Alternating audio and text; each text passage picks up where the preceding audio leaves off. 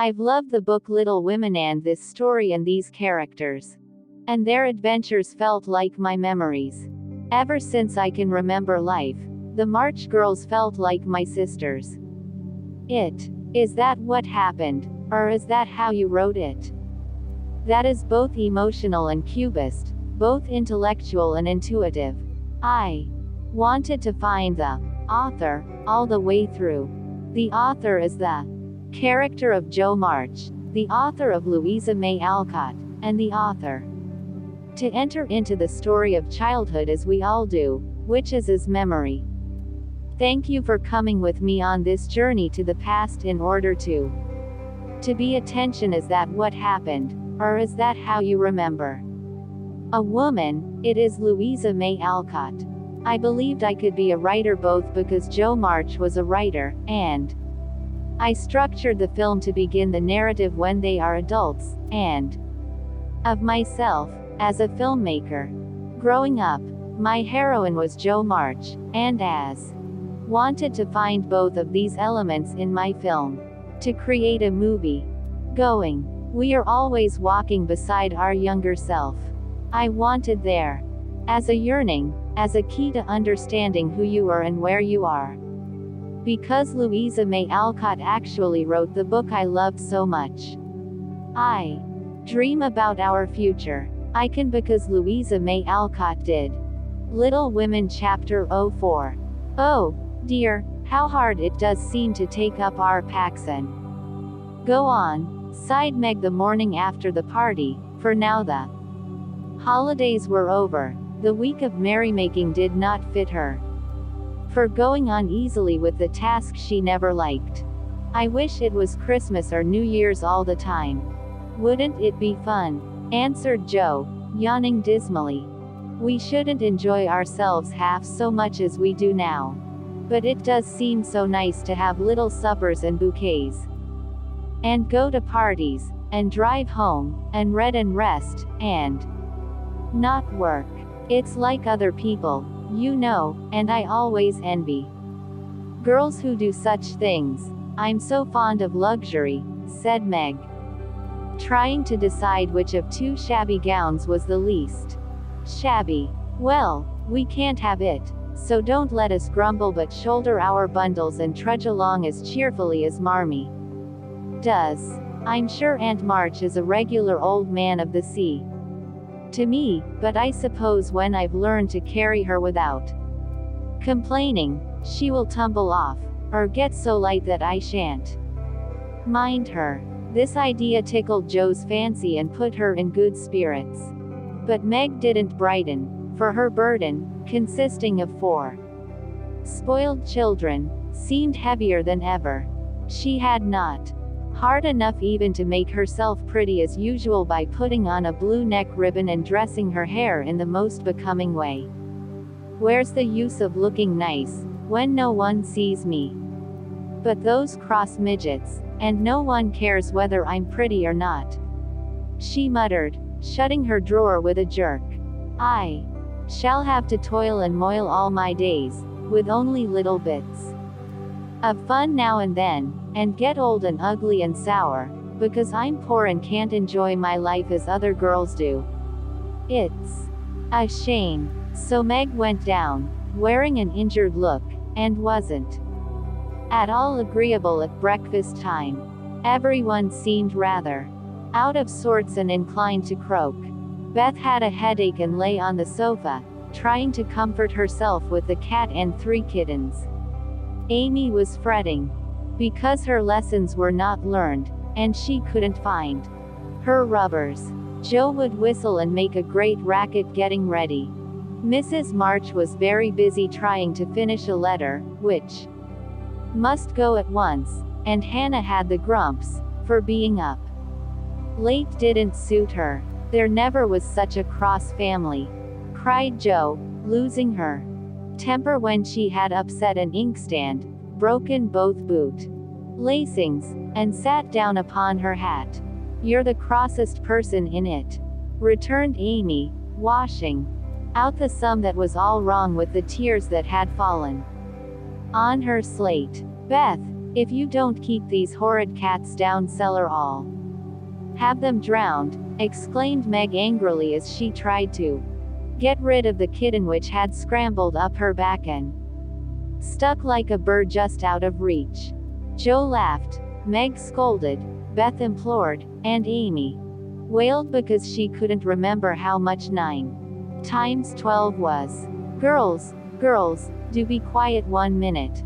I must get this off by the early mail, and you drive me distracted with your worry, cried Mrs. March, crossing out the third spoiled sentence in her letter. There was a momentary lull, broken by Hannah, who stalked in, laid 2 hot turnovers on the table, and stalked out again. These turnovers were an institution, and the girls called them muffs, for they had no others, and found the hot pies very comforting to their hands on cold mornings.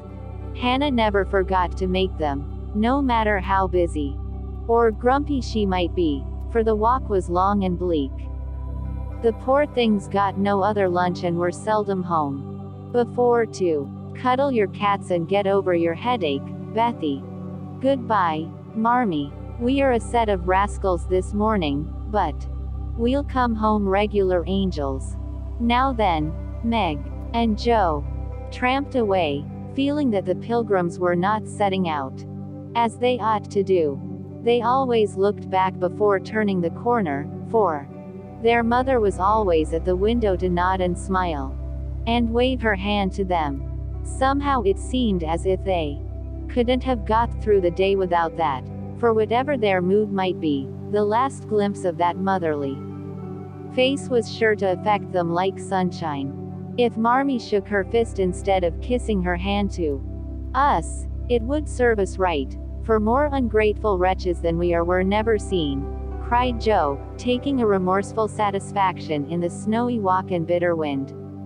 Don't use such dreadful expressions, replied Meg from the depths of the veil in which she had shrouded herself like a nun sick of the world. I like good strong words that mean something, replied Joe, catching her hat as it took a leap off her head preparatory to flying away altogether. Call yourself any names you like, but I am neither a rascal nor a wretch, and I don't choose to be called so. You're a blighted being, and decidedly cross today because you can't sit in the lap of luxury all the time. Poor dear, just wait till I make my fortune, and you shall revel in carriages and ice cream and high-heeled slippers, and posies, and red-headed boys to dance with. How ridiculous you are, Joe. But Meg laughed at the nonsense and felt better in spite of herself.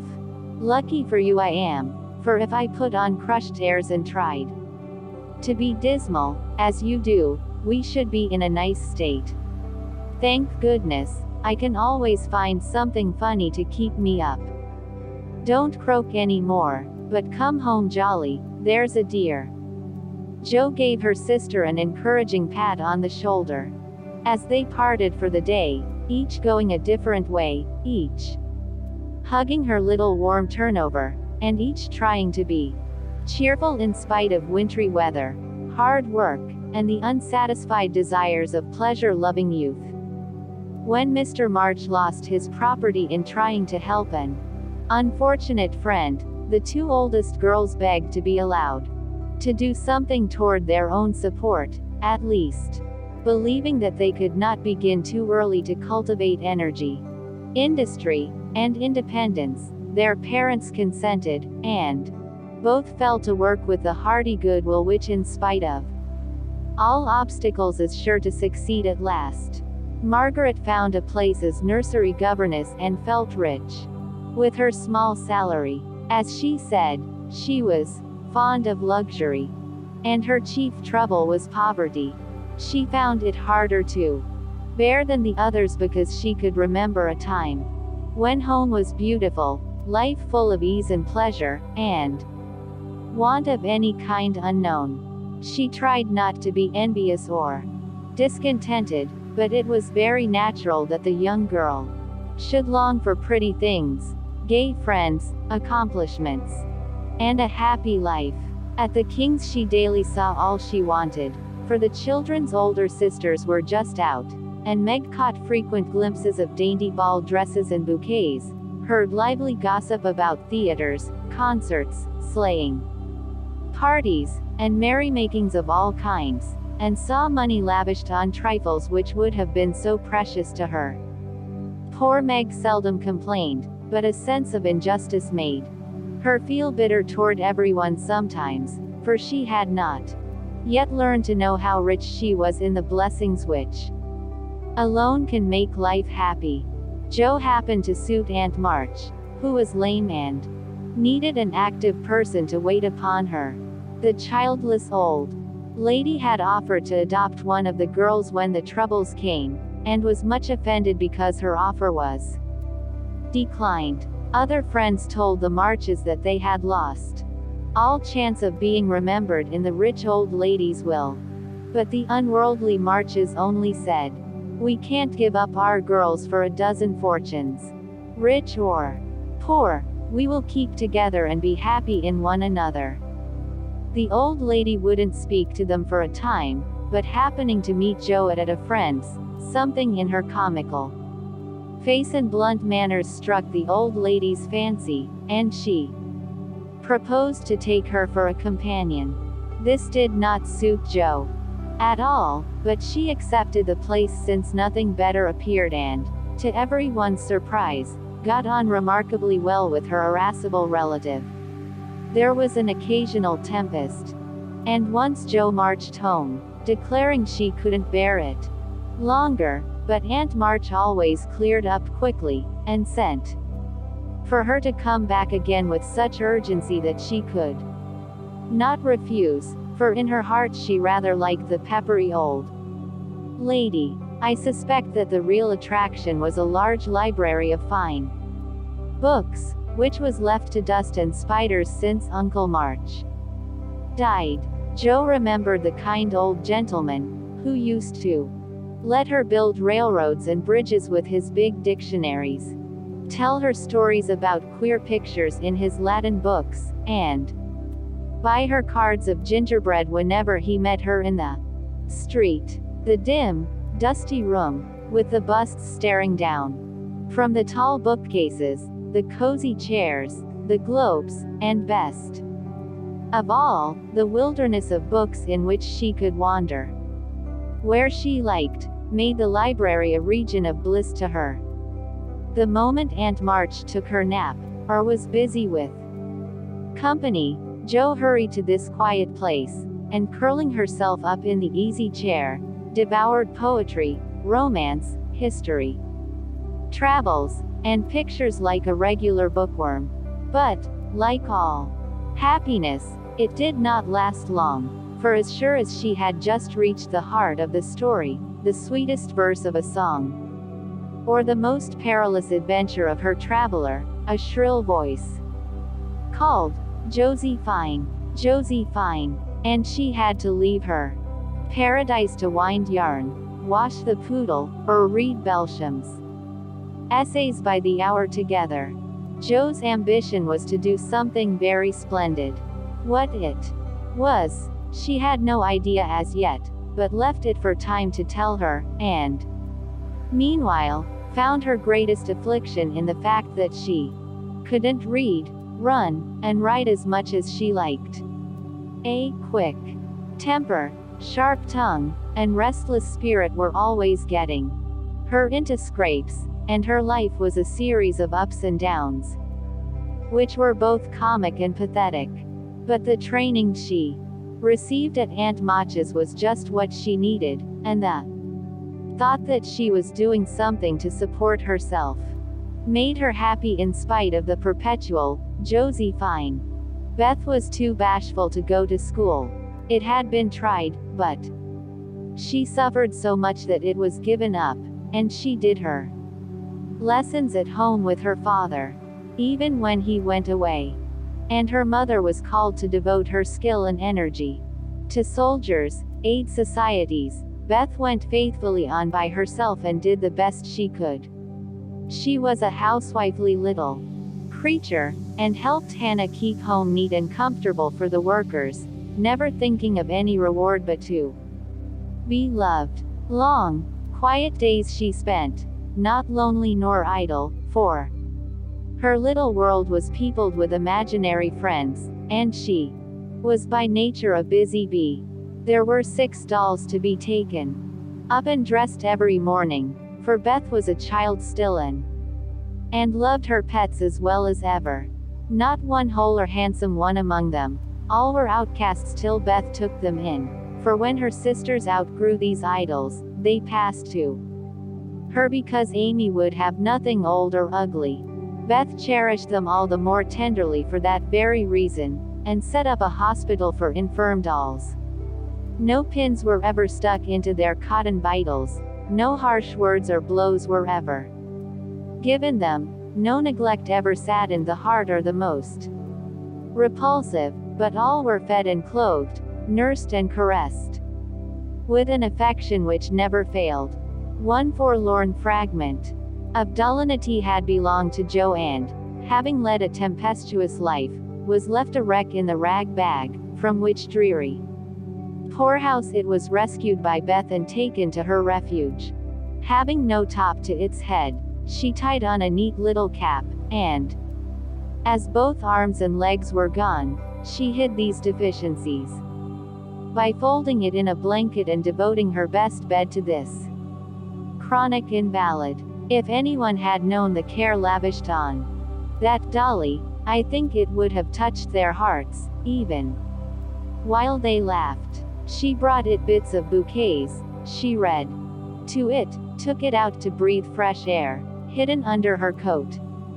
She sang it lullabies and never went to be without kissing its dirty face and whispering tenderly, "I hope you'll have a good night, my poor dear."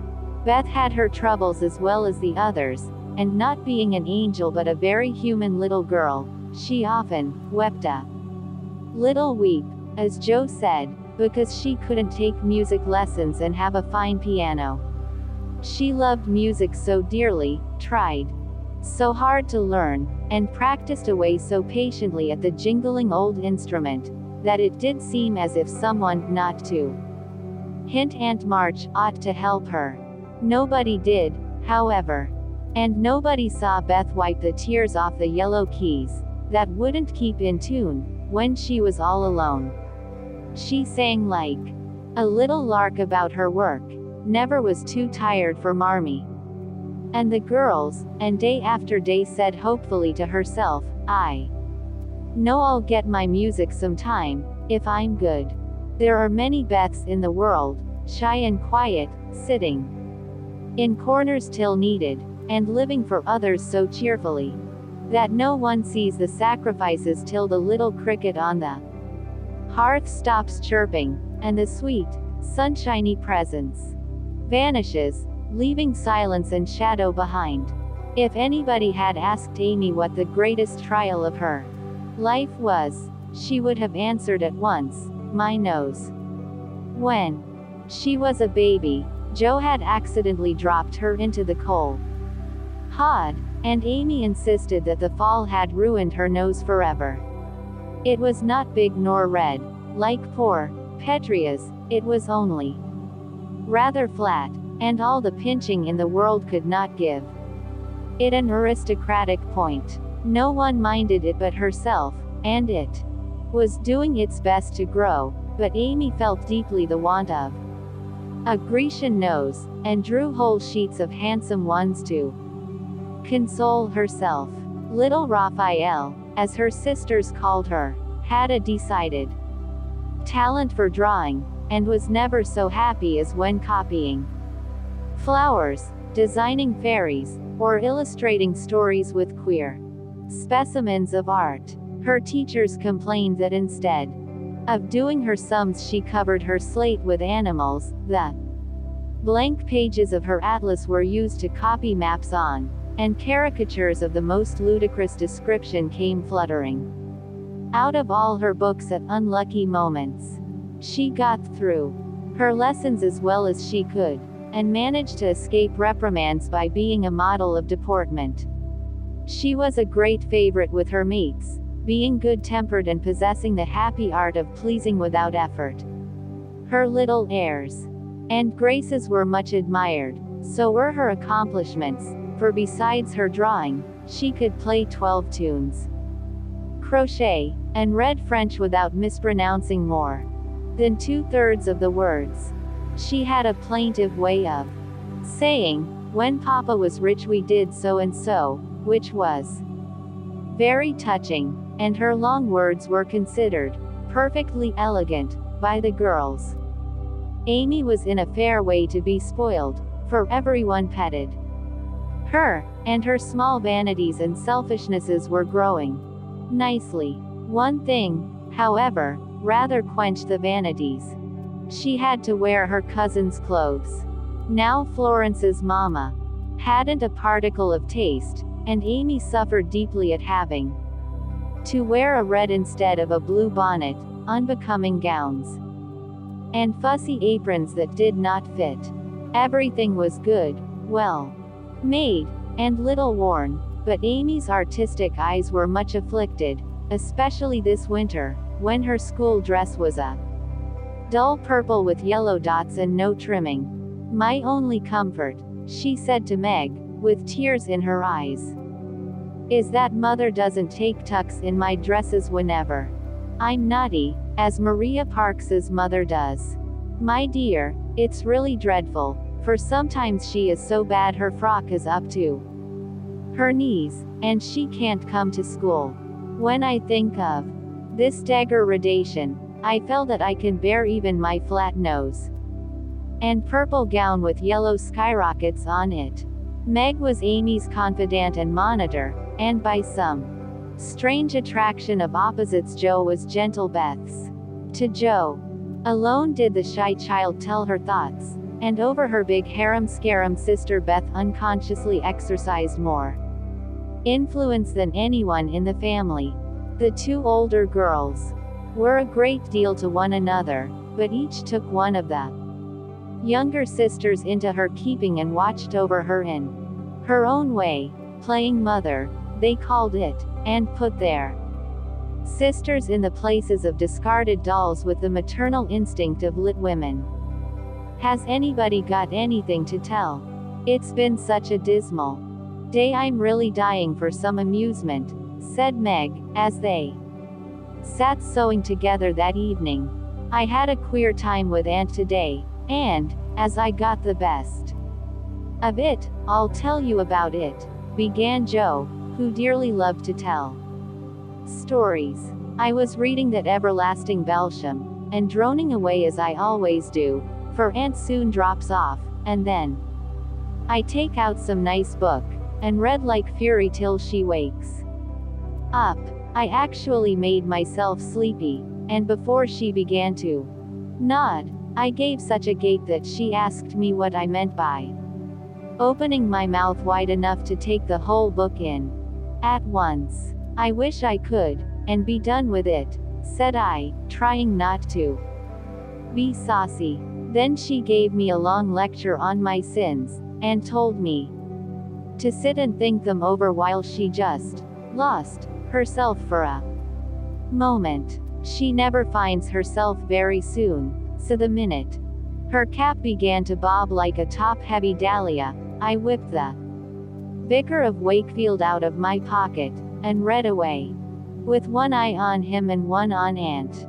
I'd just got to where they all tumbled into the water when I forgot and laughed out loud. Aunt woke up and, being more good-natured after her nap, told me to read a bit and show what frivolous work I preferred to the worthy and instructive Belsham. I did my very best, and she liked it, though she only said, "I don't understand what it's all about. Go back and be gin it, child." Back I went, and made the primroses as interesting as ever I could. Once I was wicked enough to stop in a thrilling place, and say meekly, "I'm afraid it tires you, ma'am. Shan't I stop now?" She caught up her knitting, which had dropped out of her hands, gave me a sharp look through her specs, and said, in her short way. Finish the chapter, and don't be impertinent, miss. Did she own she liked it? Asked Meg. Oh, bless you, no. But she let old Belsham rest, and when I ran back after my gloves this afternoon, there she was, so hard at the vicar that she didn't hear me laugh as I danced a jig in the hall because of the good time coming. What a pleasant life she might have if only she chose. I don't envy her much, in spite of her money, for after all rich people have about as many worries as poor ones, I think, added Joe. That reminds me, said Meg, that I've got something to tell. It isn't funny, like Joe's story, but I thought about it a good deal as I came home. At the King's today I found everybody in a flurry, and one of the children said that her oldest brother had done something dreadful, and Papa had sent him away. I heard Mrs. King crying and Mr. King talking very loud, and Grace and Ellen turned away their faces when they passed me, so I shouldn't see how red and swollen their eyes were. I didn't ask any questions, of course, but I felt so sorry for them and was rather glad I hadn't any wild brothers to do wicked things and disgrace the family. I think being disgraced in school is a great deal tryinger than anything bad boys can do, said Amy, shaking her head, as if her experience of life had been a deep one. Susie Perkins came to school today with a lovely red carnelian ring. I wanted it dreadfully, and wished I was her with all my might. Well, she drew a picture of Mr. Davis, with a monstrous nose and a hump, and the words, "Young ladies, my eye is upon you," coming out of his mouth in a balloon thing. We were laughing over it when all of a sudden his eye was on us, and he ordered Susie to bring up her slate. She was paralyzed with fright, but she went, and oh, what do you think he did? He took her by the ear. Just fancy how horrid, and led her to the recitation platform, and made her stand there half an hour, holding the slate so everyone could see. Didn't the girls laugh at the picture? Asked Joe, who relished the scrape. Laugh? Not one. They sat still as mice, and Susie cried. Courts, I know she did. I didn't envy her then, for I felt that millions of carnelian rings wouldn't have made me happy. After that, I never should have got over such a agonizing mortification. And Amy went on with her work, in the proud consciousness of virtue and the successful utterance of two long words in a breath. I saw something I liked this morning, and I meant to tell it at dinner, but I forgot, said Beth, putting Joe's topsy-turvy basket in order as she talked. When I went to get some oysters for Hannah, Mr. Lawrence was in the fish shop, but he didn't see me, for I kept behind the fish barrel, and he was busy with Mr. Cutter the fishman. A poor woman came in with a pail of mop, and asked Mr. Cutter if he would let her do some scrubbing for a bit of fish, because she hadn't any dinner for her children, and had been disappointed of a day's work. Mr. Cutter was in a hurry and said, no, rather crossly, so she was going away, looking hungry and sorry. When Mr. Lawrence hooked up a big fish with the crooked end of his cane and held it out to her, she was so glad and surprised she took it right into her arms, and thanked him over and over. He told her to go along and cook it, and she hurried off, so happy. Wasn't it good of him? Oh, she did look so funny, hugging the big, slippery fish, and hoping Mr. Lawrence's bed in heaven would be easy.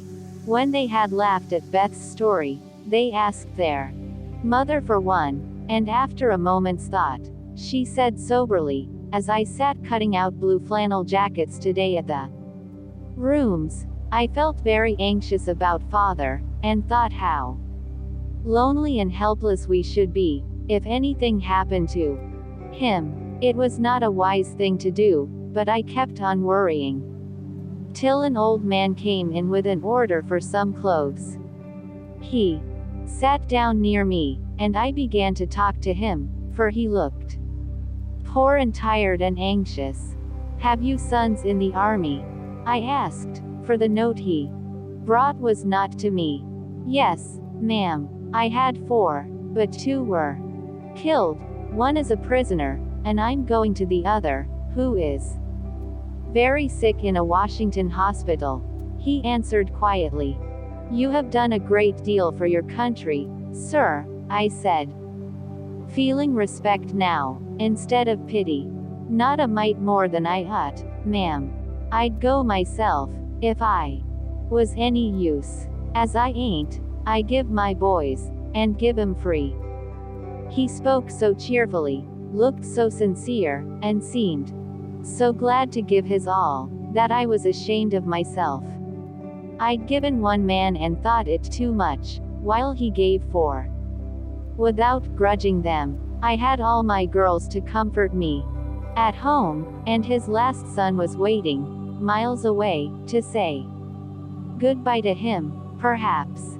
I felt so rich, so happy thinking of my blessings, that I made him a nice bundle, gave him some money, and thanked him heartily for the lesson he had taught me. "Tell another story, mother, one with a moral to it, like this. I like to think about them afterward, if they are real.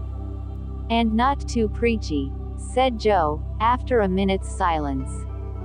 Mrs. March smiled and began at once, for she had told stories to this little audience for many years, and knew how to please them. "Once upon a time, there were 4 girls, who had enough to eat and drink and wear, a good many comforts and pleasures, kind friends and parents who loved them dearly, and yet they were not contented." Here the listeners stole sly looks at one another, and began to sew diligently. These girls were anxious to be good and made many excellent resolutions, but they did not keep them very well, and were constantly saying, "If only we had this," or, "If we could only do that," quite forgetting how much they already had, and how many things they actually could do. So they asked an old woman what spell they could use to make them happy.